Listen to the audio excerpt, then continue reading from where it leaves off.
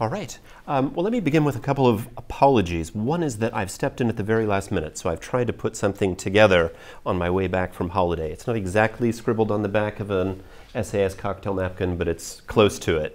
I also had some slides, but I would ruin the beautiful view if we pulled down the screen and had the slides. So when I get to the quotations, I'll just try to talk slowly. And the third apology is that on a number of these things, I'm not particularly an expert. My main expertise is German philosophy, but I'll be talking some about ancient philosophy too, ancient Western philosophy, to try to give an introduction. But given the amount of territory I'm trying to cover, I can't say anything about other world philosophies. It's just going to be a bit of Greek philosophy and a bit of German philosophy. And we're going to go very quickly, but try to put a few key ideas about what flourishing has been thought to be in the Western philosophical tradition. So what is it to flourish? One natural, maybe incorrect, but one natural thought in the case of human lives is that to flourish is to be happy. But what is it to be happy? Is being happy a kind of feeling? Is it a matter of having your preferences satisfied? Or is flourishing something potentially more objective? What sort of conditions are needed for it? What does it consist in? So those are the kind of questions that I want to ask, and I want to look to some of the things that have been said in the Western philosophical tradition about this. Now, one term that came up in Alan's remarks, eudaimonia, this is crucial to thinking about it. So this is contested how it should be translated. Sometimes it's translated as flourishing, sometimes translated as happiness, sometimes translated as well-being. Some are potentially misleading, happiness in particular. Because if we think about it as happiness, we might think, well, it's a particular kind of feeling. But as it's used in the philosophical tradition, it's pointing to a specifically human kind of flourishing that isn't necessarily about how you feel. It might include some elements of how you feel, but it's really about how your life is going. Is your life going well? Now, picking up also on something that Alan said in an analogy that Alan used to the plant. So this is somewhere we might begin. Think about the analogy to plants. What is it for a plant to do well? Is the plant thriving? Is it green? Is it flowering? Or has it turned brown? Has it wilted? Does it need more water, more sun? Now, here it's much easier to say what it is for the plant to flourish. It flourishes, it does well when, as we might put it, it's becoming what it is supposed to be, when the conditions are propitious for it to become what it's supposed to be. And so too perhaps with non-human animals, if we're thinking about what it is for a lion, say, to flourish, or what is that going to be when it actualizes its essence, when it becomes what it's meant to be. Now, when we carry this over to human animals, what can we say about them? What can we say about what it is for a human to flourish or best flourish? If it's a matter of actualizing our essence, what is that essence? What is distinctive about us? Well, we're rational creatures, for one. We're connected with families, we're connected with friends, with communities. We're, as we might put it, embedded in forms of life. We're creatures who are aware of a tradition, but capable of innovation at the same time. We're creative, we're self-expressive, responsive to beauty, potentially anyway, connected to sources of meaning. So all of these things are important for thinking about what our essence is or what kind of organism we are. So one way of thinking about flourishing is thinking about what it is for humans to flourish as the kind of creature or kind of organism that they are. And if we begin, rather than beginning at going all the way back to ancient philosophy, we start in the 20th century with the work of the philosopher Philippa Foot, who was drawing on ancient philosophy. She describes a notion she calls natural goodness, and thinking about what kind of natural organisms we are and what it is for those natural organisms to flourish. Well, unlike the plant or the non-human animal, we're not just natural in a narrow sense, because we're also cultural beings. We have, as we might put it, a second nature in addition to our first nature. We're beings who are able to discursively reflect on what is good for us. And that's an important part of our essence. As Foote puts it, very nice quotation, animals, by this she means non-human animals, they go for the good thing that they see. Human beings go for what they see as good. And philosophy can help us theorize that good, theorize ways of life that are conducive to that good. So now I want to go on a quick tour, very quick tour of Western philosophy, thinking about different notions of flourishing that have been put forward. And one thing to say here is that ancient philosophy in particular was often conceived as about as it's been put, the art of living, or philosophy as a way of life. It's not just about thinking about abstractions, thinking about abstract questions in metaphysics, epistemology, these kinds of things, but it's thinking about as well what it is to live well, what it is for a human life to go well. And in the key figures of Western philosophy, ancient philosophy we'll begin with, this question is front and center. So I'm going to be giving what may be in some ways oversimplifications of the views, but putting aside all kinds of scholarly complexities and difficulties, but just to try to give you something to take away from some of the major figures in this philosophical tradition. So first of all, notion particularly associated with Plato. What is it to flourish? To flourish is for there to be justice or harmony in the soul. Plato's Republic begins with a question about what is justice, and a related question, why be just? And the answer to that turns out to be because justice is something good in itself. It's the condition in which one flourishes. And in the Republic, Plato works through an analogy of the city and the soul. So we look at what it is for a city or a polis to flourish, and that's going to help us see what it is for an individual to flourish. There's a relationship of macrocosm to microcosm. The individual is like the well-functioning polis. On Plato's conception, there's a tripartition, a three-way division of the soul into what he describes as reason, spirit, and appetite. And justice in the soul is the harmony of these elements. It's when what should be ruling in the soul, reason, is what's ruling, and the other parts are fulfilling their proper function. So this is the first notion to take away. Justice or harmony in the soul as the conception of what flourishing is. Now moving on to Aristotle. Alan mentioned Aristotle briefly in his remarks.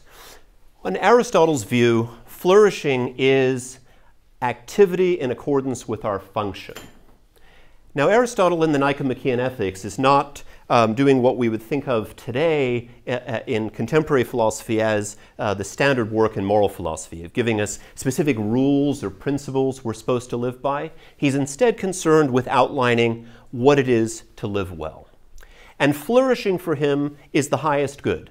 Nothing is more valuable than this, not wealth, not reputation. Flourishing, eudaimonia, that's the highest good because it's something good in itself, something that's good in itself and not simply good for the sake of something else. The flourishing person, as Aristotle puts it, is someone who lives well and does well. So notice that kind of adverbial formulation, living well and doing well. And what he's going to be interested in are the virtues as the traits that enable that flourishing or partly constitute that flourishing. And the vices are going to be what impede it. The basic picture that he has is one where virtue is a mean between excesses. So just to illustrate this point, take the example of courage. Courage is a paradigmatic virtue.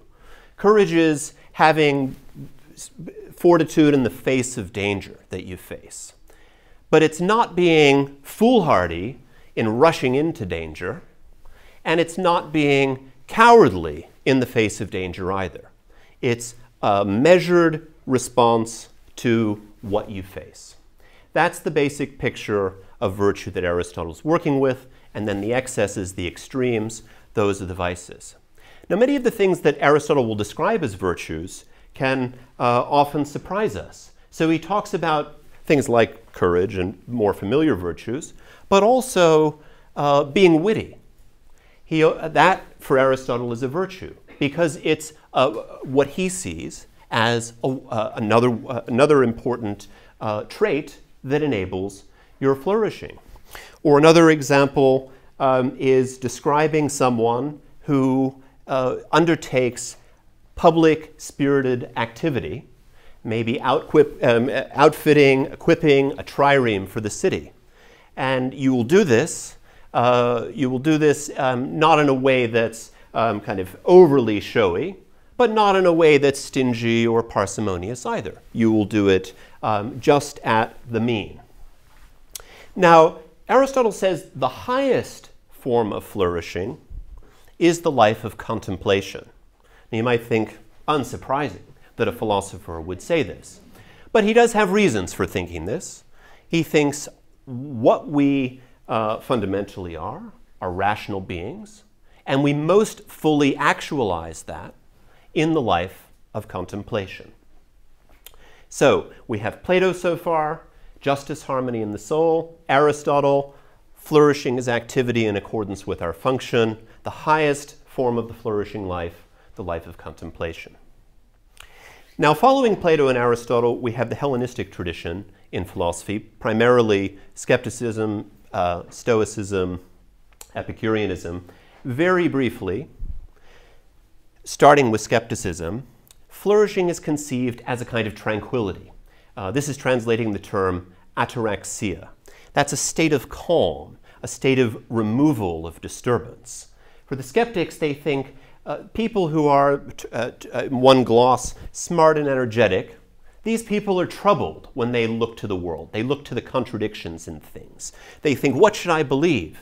What view is right on this question or on that question? There are arguments for this position, against this position. What should I believe? And they counsel suspension of judgment. You don't make a firm decision on this. You don't have a belief on this matter. And they think that tranquility, this state of calm or removal of disturbance, is what will follow that suspension in judgment. So keep this one in mind too. Flourishing as tranquility. Now we have a similar sort of conception in Epicureanism. Flourishing understood as the absence of pain and distress, coupled with certain positive pleasures. Now Epicureanism gets caricatured, partly because many of the texts are lost, so it's talked about by other people who are criticizing the view, and sometimes presenting it as if it's a view about indulgence of sensual pleasures for food and drink, and this is how we get the term epicure. And it's often unfairly caricatured as such a view. But it's instead really about being in the company of like-minded people. The image of the Epicureans cultivating the garden with their friends, where you are free from pain and distress and coupled with these positive pleasures of company. So flourishing is the absence of pain and distress coupled with certain positive pleasures. Now, according to the Stoics, flourishing is a matter of virtue. They think external goods, wealth, even health, are irrelevant in a way when it comes to flourishing. Even things like hardship, physical pain. They think the only thing that's really, in their technical notion, a benefit, in other words, something that makes a difference to whether your life really goes well, is whether or not you're virtuous. Things like health, wealth, reputation, on the Stoic view, these are neither truly good or bad in that important respect, in making this fundamental difference to whether your life goes well. So thus they say, very surprisingly, even the person who's lost all their friends, even the person who's being tortured on the rack, that person still counts as flourishing so long as they're virtuous. So flourishing as virtue. Now that we have those three Hellenistic views on the table, let's jump forward some centuries and think about the central position put forward in Christianity. Now, the Hellenistic views center around the self and the psyche. They say, what kind of care can we take of the self and the psyche? And what we're going to get instead in Christianity is a different, more cosmic picture. that says genuine flourishing is only to be found in eternal union with God. Now, there are anticipations of this, of course, in ancient philosophy. Nietzsche famously quips about Christianity that it is Platonism for the people, so these ideas are, in Nietzsche's view, already anticipated in a certain way in Platonism, but they're central in and given a particular formulation, eternal union with God, in the Christian tradition. So as St. Augustine famously says, our heart is restless until it finds its rest in thee, or the notion from Aquinas that the beatific vision, being in God's eternal presence, will be our ultimate flourishing. Now, again, skipping forward many, many centuries, now to the 18th century and the German tradition, thinking about Kant, arguably the most important moral philosopher, ethical philosopher of the modern era, Kant is not primarily a theorist of flourishing in this ancient tradition. Kant's ethics is much more focused on the right, what it is that we ought to do, rather than on the good, or what is good for us. But nonetheless, he thinks that there is what he calls a summum bonum, a highest good, a kind of ultimate good, and that is, on his view, happiness in accordance with moral desert. So just having happiness, if you have unjustly acquired things or been wicked in various ways in your life, that's not the highest good, only when there's happiness in accordance with moral desert. And Kant thinks this is why we need to posit an afterlife. We need there to be an afterlife where the wicked are punished and the just are rewarded. He doesn't think we can know this on theoretical grounds, but he thinks at least on practical grounds that's something we can posit because we need that sort of security for morality.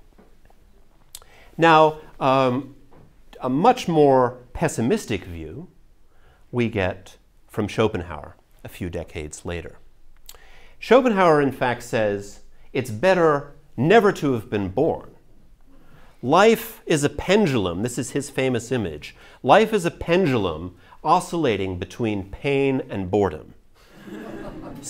You want something, you desire something, but you can't get it, and that puts you in a state of pain. But then you get what you wanted, and you're just bored with it. And back to desiring something else in a state of pain. And he thinks our life is perpetually this, the pendulum oscillating between pain and boredom.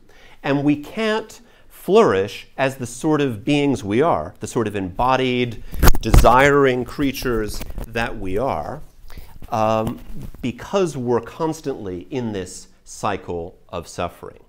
There are these moments when we can escape from it. So Schopenhauer thinks in aesthetic experience we can escape this cycle of suffering. That will temporarily silence this suffering from desire.